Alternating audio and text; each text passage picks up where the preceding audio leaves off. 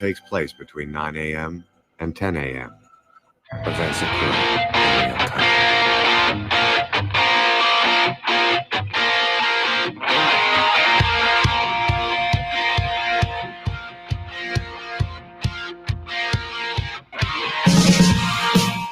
Good morning, everyone. Welcome to FPC Radio Live. It's October. Welcome to October, everyone. October 1st, the best month in the entire year, and no one could tell me otherwise. It is Friday, which means we are getting ready to break down all of Week 4's action. We're going to give our picks and, of course, all of our predictions, which, of course, we are always right, or at least I am. So without further ado, though, I got to bring in my co-host. He is as much of a Seinfeld nut as I am, and he is also celebrating this October 1st because Seinfeld has hit Netflix. John, I watched about 6 episodes this morning already. How about you? Not yet, and I explained why before we jumped on the air. Is I had cataract surgery on my right eye on Monday. Next Monday, I have the left eye, so I want to make sure that I'm 100% visual when I start watching again. And I watch it every Saturday and Sunday on CBS as well. I mean, and we've both seen every episode, 20, 30 times. It's crazy, but I will still delve into that. You've probably seen them more like 50 times. Sadly, it's true. How many times I've seen The Godfather. Sadly, it's true. If someone asked me how many times you've watched The Godfather, The Godfather Part 2, or Raging Bull, my 3 favorite movies, I don't know. It's like I don't know if I can count that high. Well, look. I mean, I've admitted to quite a bit of TV watching in the past. I mean, it's just, and we've talked about it. It's based on how I work. So, you know, if you're a viewer, if you're watching the show right now, you see me, and to my right, that would be to the left of the Brady jersey on your screen, there's a TV screen.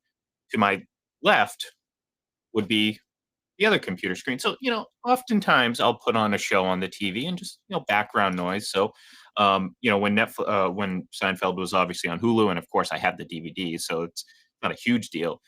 I would watch it all the time. Just put it in the background, not even think about it, turn in for my favorite scenes or clips or whatever, and go right back to work. And that's how I managed to accumulate all this Seinfeld watching time. So, your estimates of the number of times I've seen these episodes are, like I said, if we're betting, if this was a play pickup prop from our friends, I'd take the over.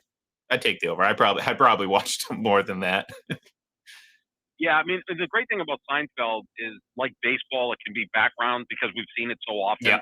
And it's so well written. And obviously, the acting, besides Jerry, and Jerry's admitted that he's not a good actor, but he's perfect in that role. They even played that up in the pilot arc episodes, right, where they kept commenting about his acting ability and how poor it was. So, as a smart man that he is, he acknowledges that. Like he says, I just surrounded myself with really good actors, and he was just the straight man. He was kind of like Jack Benny in the old days, who just played the straight man, deadpan, whatever, and kind of reacted to what was around him.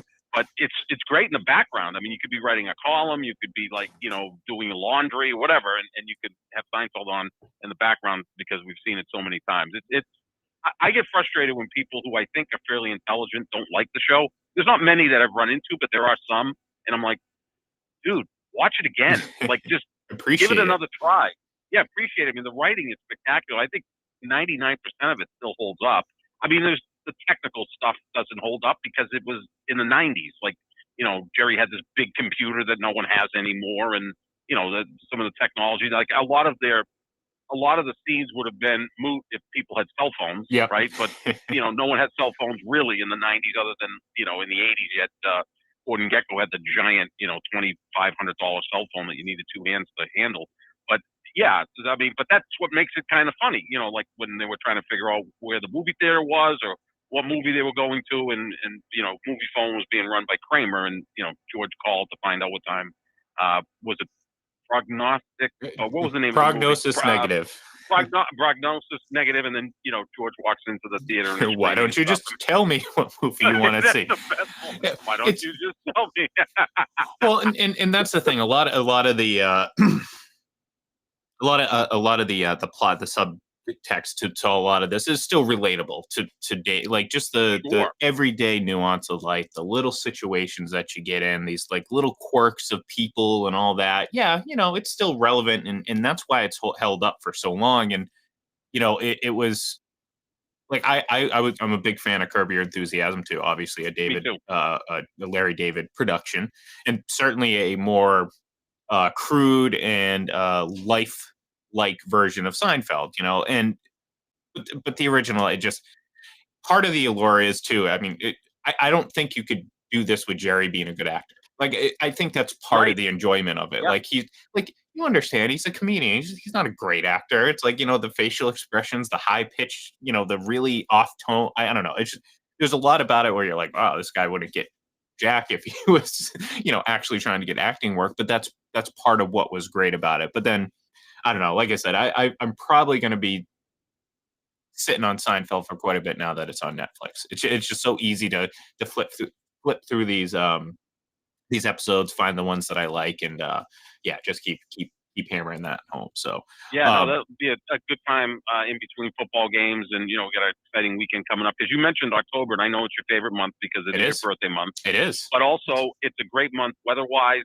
Although in the middle of the night, I was like, "Why isn't the heat on?" Because it was 48 degrees last Well, night, and it I still is. got the air conditioner in my room, which will let some of the breeze in until I take the air conditioner out.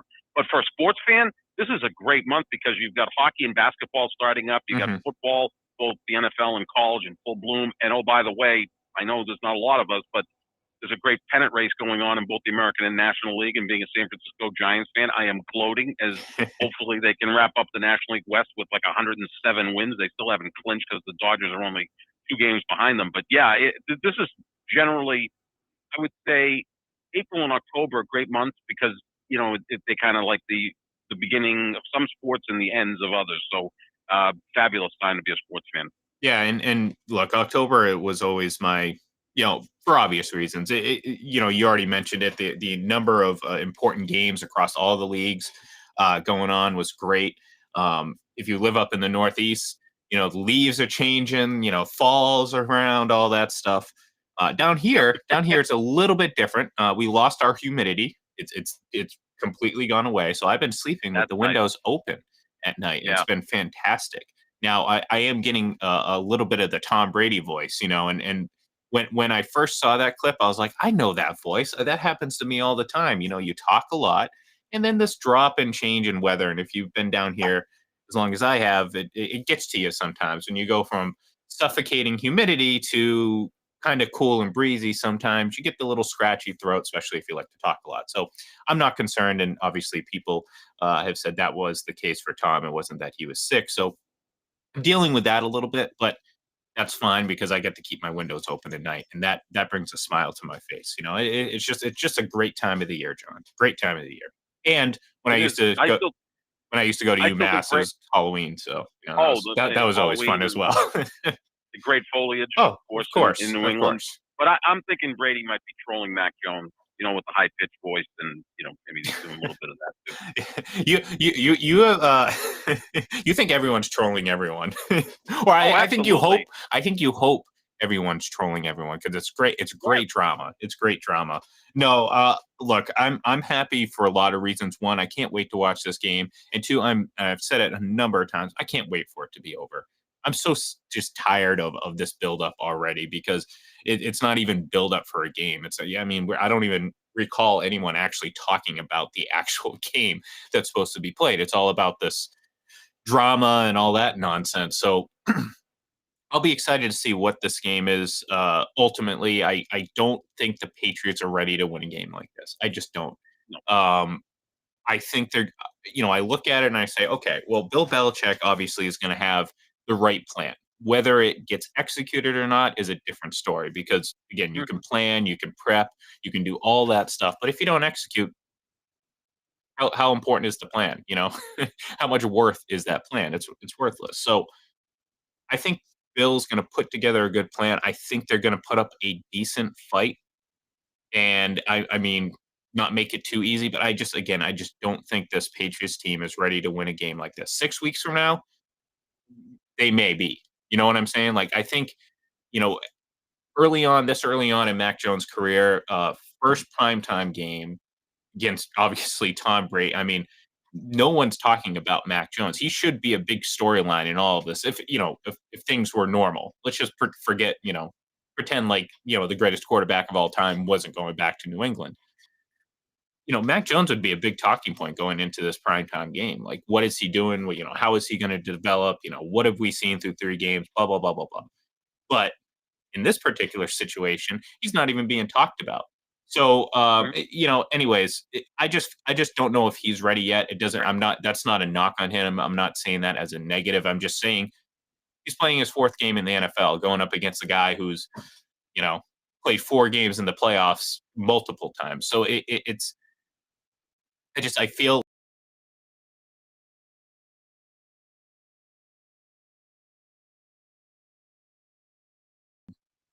I just don't know if the offense is going to be able to maintain any sort of pace with the Bucks. So, and I think Brady's going to want to really, I think, put some points on the board.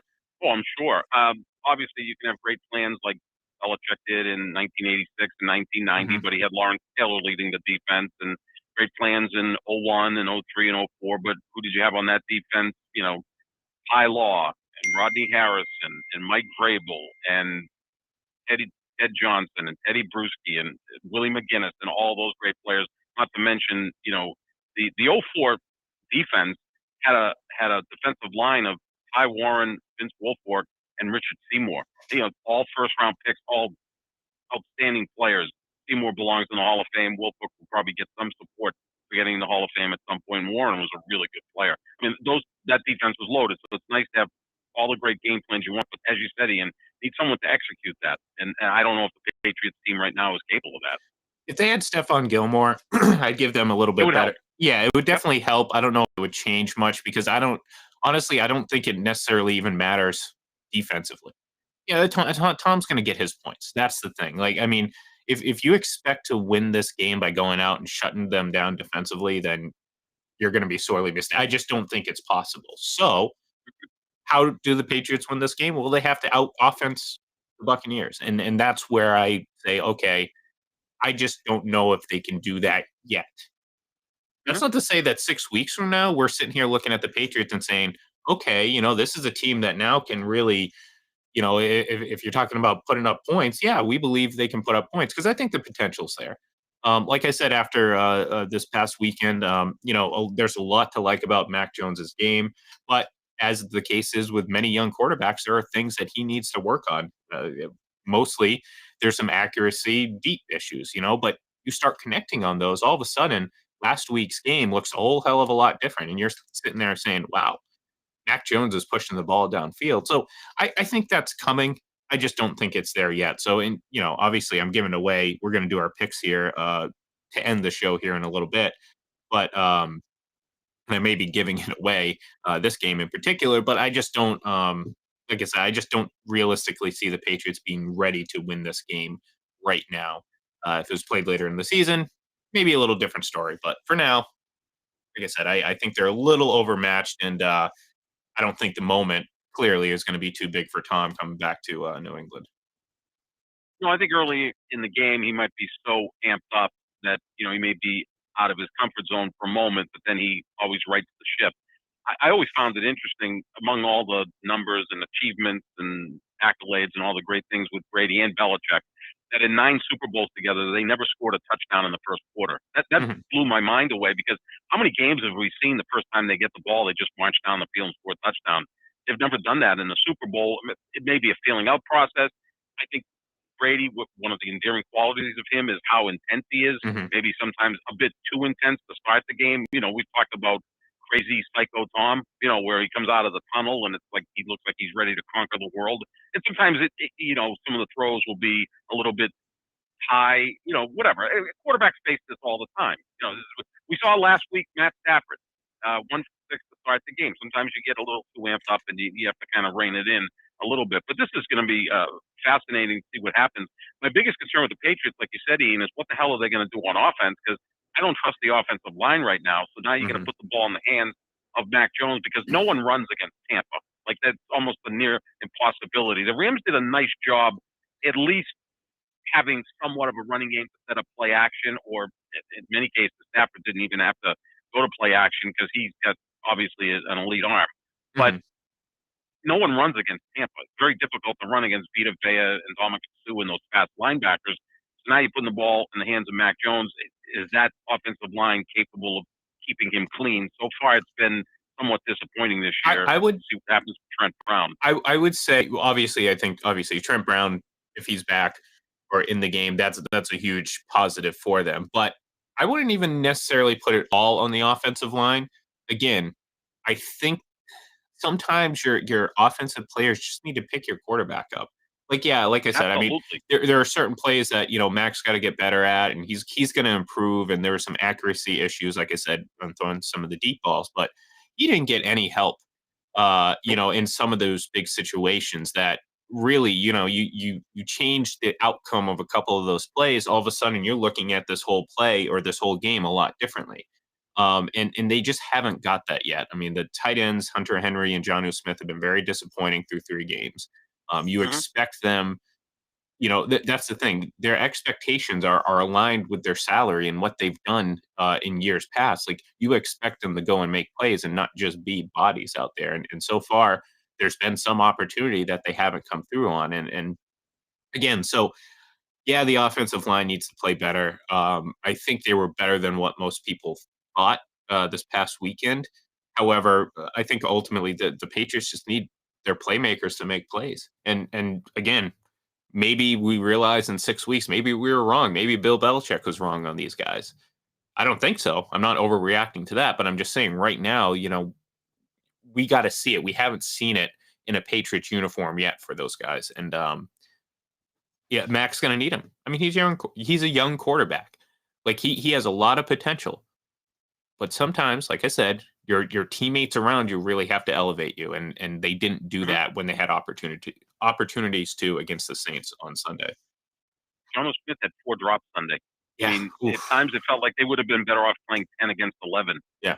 Because he was a negative player from what I understand, and I don't go the all 22s and watch every play 6 times, but people that do that say he had 9 negative plays, which is a disaster for a guy that you're paying $12.5 million a year.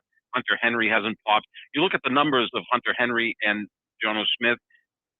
Rob Gronkowski by himself has outproduced those guys, right, in 3 games. And now we'll see if Gronk's going to play Sunday.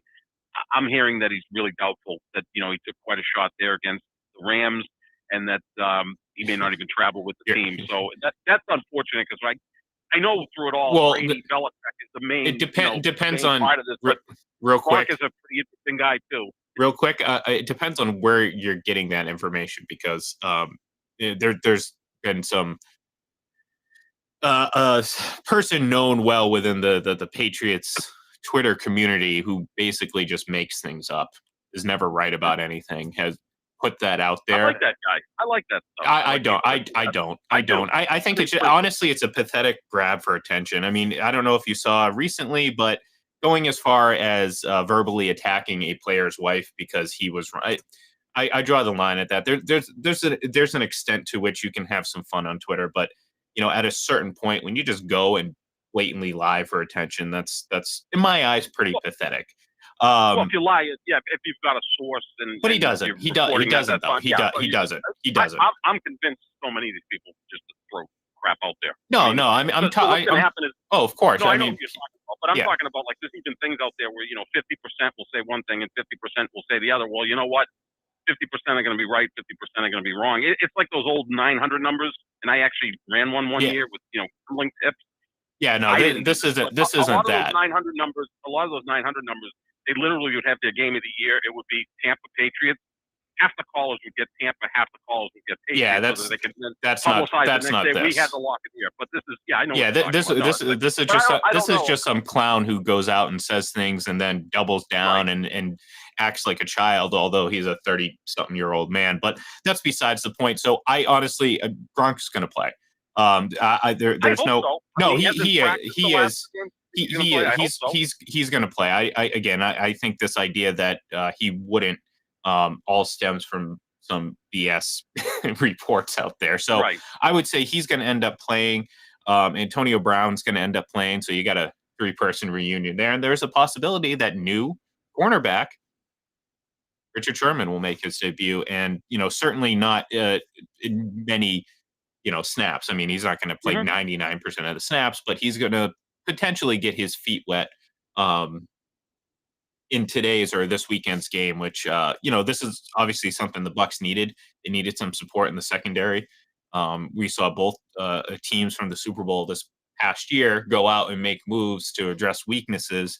The Chiefs went out and got a little bit more depth with Josh Gordon. Now, I think he's a much higher risk than Richard Sherman, but still potential for great success with the Chiefs if he can stay on the field, and that's obviously a big if. So, but I like this move for the Bucs, going out getting Richard Sherman. I mean, they had to do something. This team, whenever they, their pass defense makes opposing quarterbacks look like Tom Brady. I mentioned it on the show the other day that opposing quarterbacks through 3 games are averaging 343 yards of passing a game. Tom Brady's at 362. So Tom's still slightly better because it's Tom. But, the point is the Bucs pass defense is just not been up to snuff. And look, I mean, they played some pretty good quarterbacks, so I'm not going to sit there and bash them too much. But you just can't keep allowing players to regularly pass for 300 yards or more.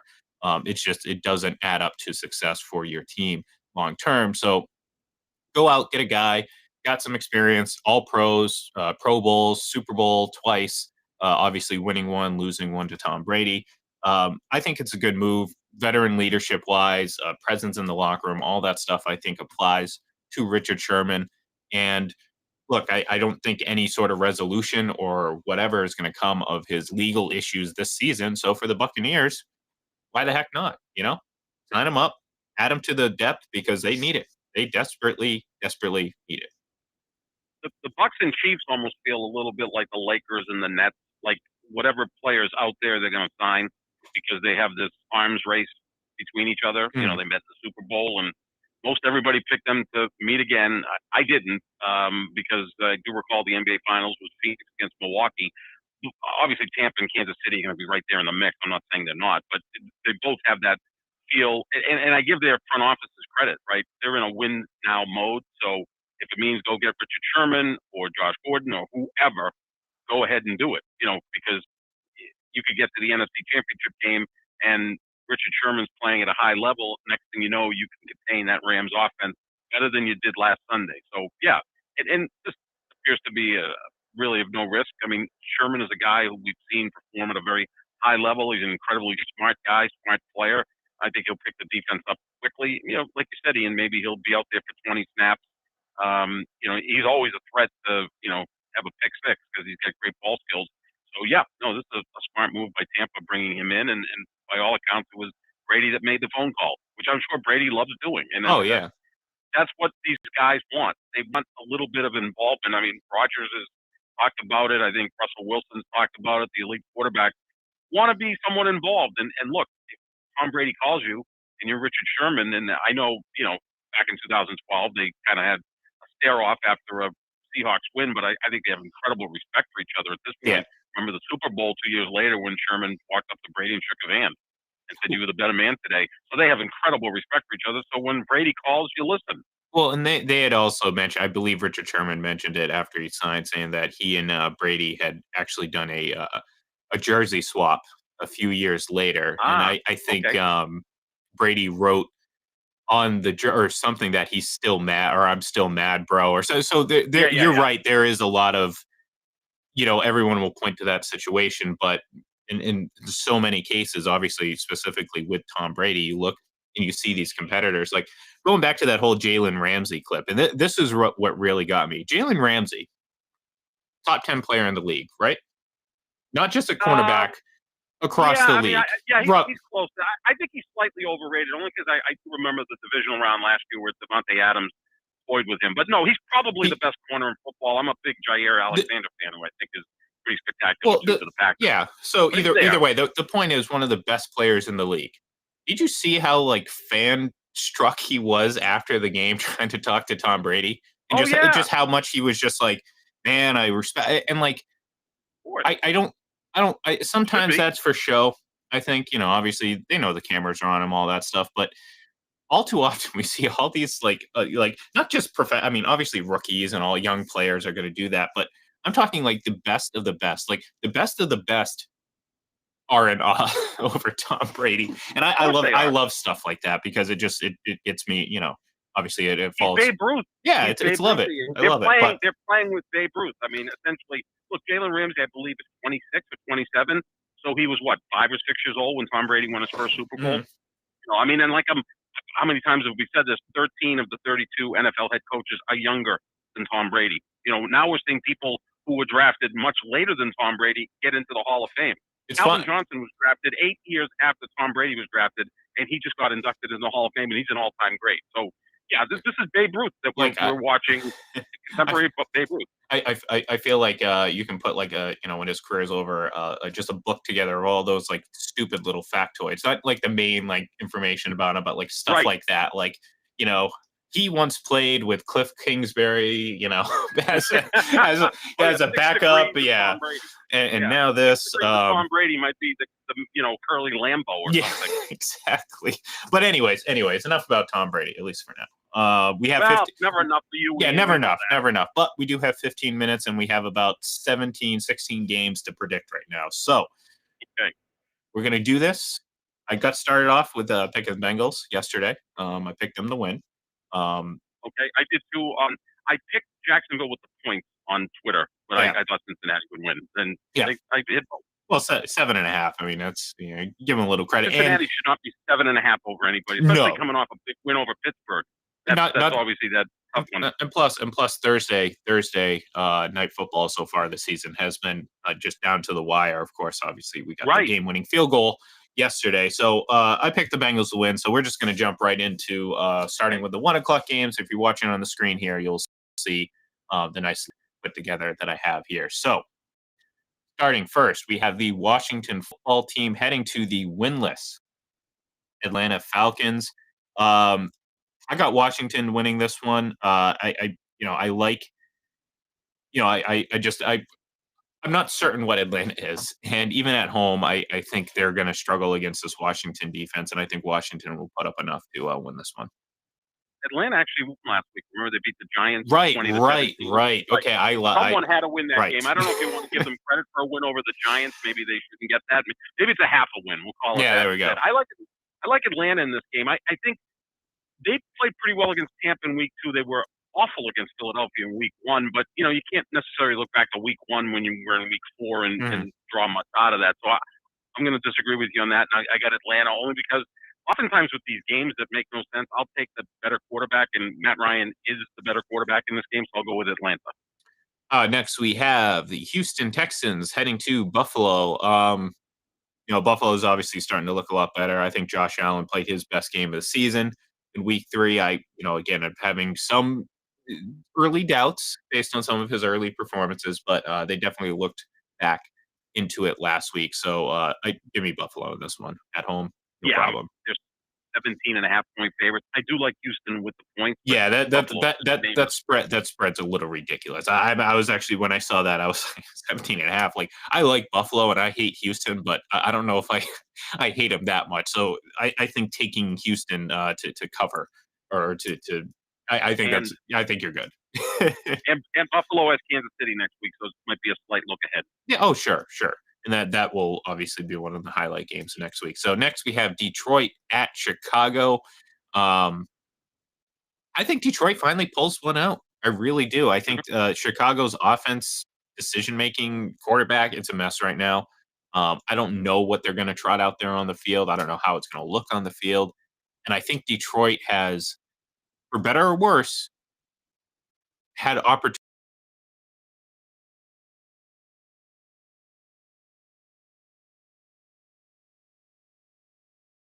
Going to say about that, it is what it is. But I think ultimately, they could pick up their first win, assuming I didn't screw that one up too. And I'm pretty sure they're winless right now. So Detroit, they are, but they've been a slight surprise. And look, we made fun of Dan Campbell the entire offseason. I don't know how long he's going to last in Detroit, but for right now, those players seem to be buying into his program. I think the Bears players right now are looking at Matt Nagy and not sure what the hell's going on. He's a lame duck coach. I think Ryan Pace is a lame duck general manager. They continually screw up the quarterback situation. I too like Detroit in this game. I think they're going to come and bring their best effort. Next, we have Carolina at Dallas. Carolina is undefeated at 3-0. But give me Dallas at home. I like their offense. Dak has been phenomenal so far to start this season. And I am hesitant to, and we talked about Carolina a little bit, I am hesitant to elevate them into elite status based on the teams that they've played so far. Like if they go out and handle Dallas, all of a sudden I'm going to start changing my tune on Carolina and really start to get behind them, because we know Dallas has an elite offense. Their defense is okay, but the point is, you want to see Carolina go up against even if it's their fringe level elite, you want to see them go up against a team like that as opposed to the three they played. So, but unfortunately for Carolina, I don't think they get it done, and Dallas takes care of business at home. I like Dallas in this game as well. As long as Mike McCarthy doesn't have to tell time, they should be just fine. Yeah. Let's hope not. Let's hope not. Indianapolis at Miami. This was kind of tough to pick, because I honestly have little faith in both of these teams right now, to be honest with you. I think that Carson Wentz is a ticking time bomb, in terms of when he's going to go down. Quentin Nelson getting injured is obviously not what you want to see in Miami. I mean, again, what are they? Who's their quarterback? I mean, Tua's obviously been banged up, but there are questions about him so far this season, and I just, Jacoby Brissett, he's a nice player, good backup. You're not going to win a Super Bowl with Jacoby Brissett. You're not going to have a long playoff run with Jacoby Brissett. You're going to have some nice moments, but for the most part, you're going to have a neutered offense. And so for me, I look at Miami and I'm like, I think there are, this could potentially go really south for Miami. Just the season in general. In this game, I do think they win, but I'm not that confident. And I don't know if it speaks more about Miami or my just little faith in the Colts right now. Yeah, these are two disappointing teams, right? I mean, Indianapolis 0-3, Miami 1-2. Miami's never going to recover from taking Tua instead of Justin Herbert. Well, real quick, they had every opportunity in the world to lose that game against New England. So Miami could easily right now be 0-3. Yep, absolutely. Yeah, I'm going with Indianapolis. This is a coin flip game, yeah, right? You know what? That's what I landed on. The law of average, and in our case, it may just land on its side. And with the Colts, I just sometimes when you see 0-3 against 1-2, I'll take the 0-3 team, because teams don't generally go winless the entire year. Other than Cleveland a few years ago, and Detroit. I mean, that's not a bad way to think about it, to be honest. It's like two suck teams. Let me pick the one that actually has the worst record, because it kind of makes sense that they'll both be 1-3 when they exit this game. Well, I ended up leaning on Miami just because they're at home, and Indianapolis maybe going down to South Beach this time of the year might get a little bit affected by it. But either way, I don't think we're going to learn too much about either of these teams this week, at least. So next we have Cleveland at Minnesota. I like Cleveland in this one. I mean, I think they're sneakily going to be a very good team at the end of the season. I think they're progressing that way. Baker Mayfield's just got to stop making mistakes. I mean, he doesn't make too many of them, but I don't know. I don't know if it's just trying to make too much happen, and sometimes that's the case. I mean, sometimes you feel like you have to make the plays happen as a quarterback, and that I'm not faulting him for that. But like, I don't know. Maybe it's just years and years and years of watching Cleveland. I just can't quite buy into them 100% yet. I'm just always going to find doubts with them, but in this case, I do like them against Minnesota. I just think they're a better team. I think Cleveland wins this game as well. They're more buttoned up in terms of really top to bottom. I think they have the best roster in football. If you took the quarterbacks out, and that's a big if. Yeah. Obviously, we know it's the most important position in all of sports. But take the quarterbacks out, I think Cleveland has the best roster in football. I really do. Offensive line, defensive line, running backs, wide receivers. They've got two tight ends. They've got all sorts of talent on the back end. I think they have the best roster in football, excluding the quarterbacks. Now, Baker has to be good, not great for them to succeed. I do have them winning the Super Bowl over the Rams. I'll stick with that. So obviously I'm going to pick them in this game over a Minnesota team. And look, it helps the Packers if Minnesota loses. Yeah, I always root for the AFC over the NFC of because course. that's up good things for the Packers. Next, we have New York Giants heading to, I believe, Jackson. They're playing in Jacksonville against the Saints. Correct me if I'm wrong. I think so. I think it's in New Orleans. Is it? Is this the week they go back? back? Okay, I all think right. they're home. Yeah. Okay, all right. So they actually do go home to New Orleans this week. Either way, I do think the Saints win this game.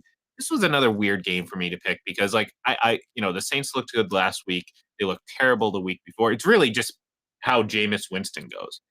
So far, it looks like every week he's going to throw about 150 yards, but he could either have 5 touchdowns or 5 interceptions, and that's really just kind of where you're at with it is. It's such a it's just a it's just a crazy thing, and I mean I don't know what's stranger, the fact that he's had those games already, or that again he's averaging like 140 yards a game passing. Like this is a guy that in his last full season threw over 5,000 yards. So. This game, New Orleans at home. I mean, I would have picked them regardless of, if they were at the Superdome or not. I mean, the fact that they're going to be in New Orleans only further makes this a pretty easy pick for me. I do think Jameis plays pretty well, but I think this is more about the Giants not living up to expectations and starting to go backwards. So give me the Saints in this one. Jameis has 387 yards passing this year and 7 touchdowns. That almost seems impossible, doesn't it? Right? It's absurd. It really is. He's almost like the baseball player who has 35 home runs, but he's hitting 210. He's the Joey Gallo of football, right? Like Joey Gallo. He's a strikeout, walk, home run. What was that Orioles? Chris Davis. Chris Davis, yeah. Chris Davis. Same thing. Oh yeah, I mean, I could play in the field when Joey Gallo gets up. I mean, 60% of his at bats end up in a strikeout, a walk, or a home run. So it's more likely that nothing happens when he gets up the bat. And it's kind of the same thing with Jameis. He's either throwing a touchdown, an interception, or... Well, look, that touchdown in the back of the end zone that he threw against the Patriots, it was great that it worked out. But that was, I mean, there are so many terrible decisions in that one play. We would sit here with a CVS length receipt printout of all the bad mistakes he made on that play. But at the end of the day, it ended up in the Saints' hands and a touchdown. So, you chalk it up. Yeah. He closed his eyes to throw it. Right. He could have just taken it. It's comical to me because, look, I'm not, there's this belief out there that people are anti-Jameis. I don't want to spend too much time on this because we have a lot of other games to pick and there's little time. But, there's this idea that people are anti-Jameis, but it's like the kid has talent, but he's not going to change who he is. He's going to make mistakes. He's going to make dumb plays. And ultimately, that can't win you football games in the NFL. I'm not talking about a week 8 matchup, gunslinging matchup. No, I mean, you're going to win games. I'm saying long-term, big picture, you don't win games with that reckless of quarterback play. And it's just because, again, go back to the touchdown / almost interception. That is a chance flip of a coin. It's either touchdown or, like you said, an interception, and it completely changes the game. So if that ball bounces one other way, all of a sudden the Patriots win that game. And I'm not saying directly because of that interception, but you know how it is. Momentum swings. Anyways, sure. We'll save that. I'm maddened by the people that have the love for Jameis or Kirk Cousins or some other middling quarterback. At least with us, our quarterback love affairs. You have the GOAT, and I have a guy who I think is one of the 5 greatest quarterbacks of the Super Bowl era. So at least we're coming to the discussion with some good ammo there. So here's my upset special of the week. The Giants are going to win this game. They've led every one of their games, and they were close against Atlanta. They were really close against Washington.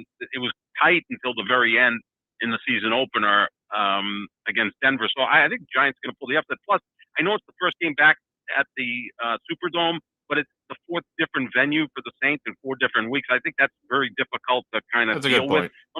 It's almost like the NBA team that goes on a 7-game road trip.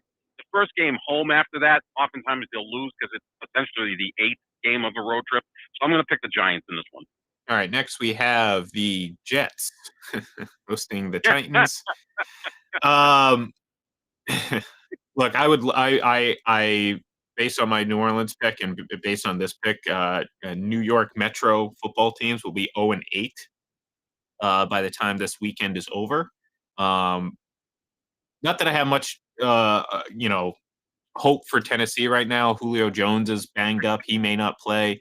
I think AJ Brown was banged up too. So I mean, they could Mhm. be without both, their starting wide receivers, and I'll still take them to win this game against the Jets because, um, I think Zach Wilson's a fun quarterback to watch because, well, one, he can make some really nice throws, but he's also at any moment, you know, could just completely throw the ball away and to the other team in particular. So, and plus, of course, my inner bias tells me to always pick against the Jets, and I'm usually always right. So, give me Tennessee Good in this choice. one, yeah, against Yeah, New York, and give me the big win. me too. Tennessee, comfortably. All right. So next, Philadelphia hosting Kansas City. Now, this was tough because, last week I kind of regretted not picking against Kansas City because I would have been right 2 weeks in a row. I thought about it again this week, but I don't know. I like Philadelphia. They've surprised me a little bit, but I think Kansas City gets back on track in this game. Andy Reid's homecoming, kind of going a little under the radar considering who's Hmm. going back to New England this weekend. But nonetheless, I think Kansas City takes care of business and beats the Eagles. Yeah, I think they're going to win by multiple scores here. They generally, after a loss, they'll bounce back and kind of button things up and expect them to get out to an early lead and just build on it. So I'll take Kansas City in this game handily. Next, we have the Los Angeles Rams against the Arizona Cardinals, a big time AFC West or NFC West matchup. Two undefeated teams. I got that correct, right? Arizona's still Yes, sir. undefeated. And they will stay undefeated. This is my upset special, if you want to call it that. I don't know if I consider this necessarily an upset, but I got Arizona going into Los Angeles. The Rams coming off a big win over the Bucks. I think they Mhm. come out a little flat this weekend and lose to Arizona. So give me the Cardinals in this one. I like your thinking. I think when a team wins a big game like the Rams did last week over Tampa, or the Chargers over Kansas City, or even looking at last night's game, Jacksonville and Cincinnati. Cincinnati was flat at the beginning. They were coming off a huge win over Pittsburgh just 4 Mhm. days later. There's a bounce up or bounce down theory that works in the NFL. I'm going to still stick with the Rams here because I still think they have more ways to beat you than Arizona does. But this is one of the games this week that no one's talking about, and it's 2-3-0 teams that look like playoff contenders. I mean, Mhm. we all agree the Rams are a Super Bowl contender, and Arizona looks like a playoff contender. This should be a marquee game, but of course, we know it's not Look, because of what's going to happen there's Sunday a lot night in of Foxborough. there's A a lot of lot really good games there here. is a Yeah, lot of good games. Speaking of good games, the very next one, Seattle at San Francisco. I mean, yeah, how often yeah. have we Big game. watched these games and sit there and went crazy? And you know what? I think you're gonna get another crazy game. Some last minute finish, back, score lead changes back and forth. I mean, that's just how San Francisco Seattle goes. And guess what? I think San Francisco comes out on top of this one at home, and it would put Seattle on a 3-game losing streak, which it would be quite surprising, to be honest with you. Yeah, I mean, some people pick them to win that division. Others pick them as a Super Bowl contender. I still think their roster is less than outstanding. The quarterback's outstanding. He's thrown the ball beautifully this year, but they're not translating to wins. I'm going to go with Seattle in this game. Again, I think this is going to be a back and forth game. And when these things happen, just give me the better quarterbacks. I'll pick Russell Wilson over Jimmy G. So give me Seattle in this game. Next, we have Baltimore at Denver. Baltimore, obviously, we mentioned the 66-yard field goal, eking out a victory there. I think they come back with a little bit better effort against the Broncos and knock Denver from the ranks of the unbeaten. So give me Ravens in this one. Another sneaky good game, though, right? You Yep. got Baltimore 2-1, two big wins. Denver 3-0. I know they haven't played anybody. I like this Denver defense so much, and Teddy Bridgewater really takes care of the football. Get some nice weapons on offense. I'm going to call for the upset that Denver beats Baltimore, although it's not really an upset. The line looks like it's 1.5 either way. So give me Denver in this game. Next, we have a rematch of Aaron Rodgers' only Super Bowl appearance. Oh, boy. Over 10 years ago. Faint No, praise here by Ian. Thanks, Ian. no problem. Green Bay hosting Pittsburgh. Obviously, I think Green Bay has obviously kind of gotten back on track the last couple weeks. And I don't think Pittsburgh is really going to put much of a fight up. I like their defense, but without TJ Watt and potentially without Joe Hayden again, this should be a fairly open and shut case for the Packers here. And like I said, Big Ben I think is done. So I don't see much coming from this offense. So give me the Packers in this one. This is only the third matchup between Roethlisberger and Rodgers, and I get they're in different conferences. One of those matchups was that Super Bowl. They've only met once in the regular season back in 2009, which was an incredible game in Pittsburgh. It came down to the last play, and Pittsburgh won it. In 2013 and 2017, when they met, Rodgers was injured with his broken collarbone. I think Green Bay names the score here because I don't know how Pittsburgh's going to put points on the board. Mhm. Their offense is anemic.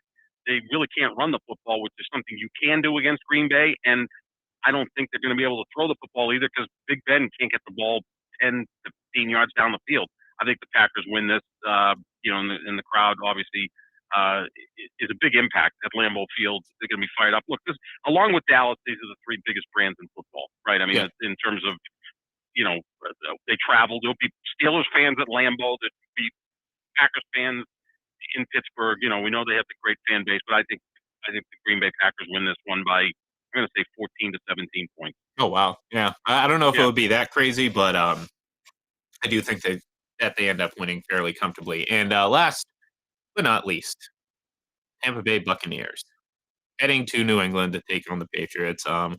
I've already kind of talked about my feelings about this game. I like this Patriots team. I think they're heading in the right direction despite some of the struggles that they've had.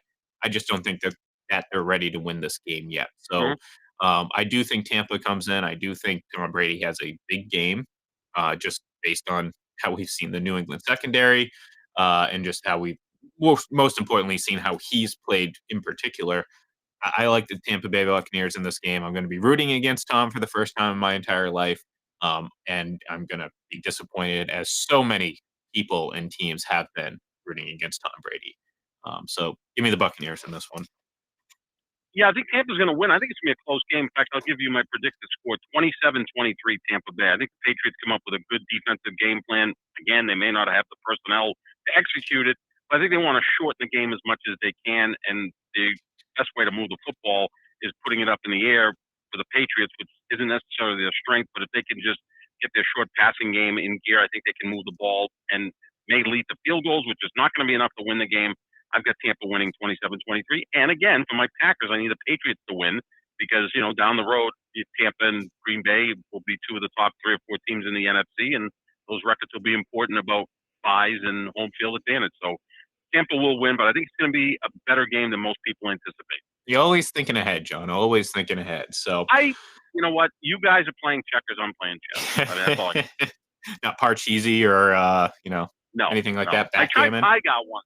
I was drunk in Vegas and stumbled on a Pie Gow table and lost about $300 in 15 seconds. I thought I was at a blackjack table, so that wasn't very good. Yeah.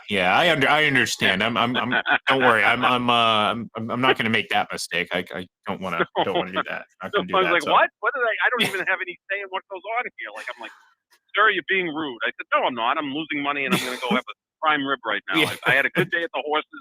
I'm not giving it all back to Pie Gow. I don't even know how to spell that.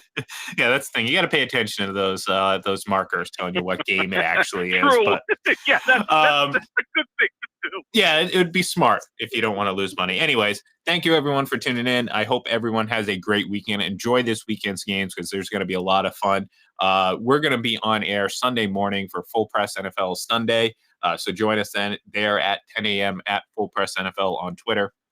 And of course, we'll be back next week to recap all the great action and finally put an end to Brady's return to New England. Have a great night. Have a great weekend. And we'll talk to you all on Monday.